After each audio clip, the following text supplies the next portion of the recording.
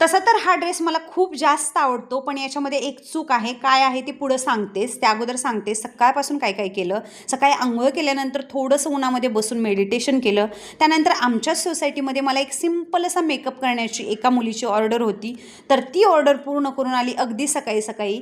दुपारी शाळेतून आल्यानंतर ह्या ड्रेसला म्हणलं पहिल्यांदा काहीतरी करावं. हा ड्रेस मला खूप जास्त आवडतो, पण तो घातल्यानंतर असा काहीसा होतो, म्हणजेच हा ड्रेस मला नेकमध्ये खूप जास्त पॅक होतो. त्यामुळे मला त्याला रिपेअर करायचं होतं, म्हणून आज दुपारी पहिल्यांदा ते काम करून घेतलं आणि एका टेलरकडे गेली.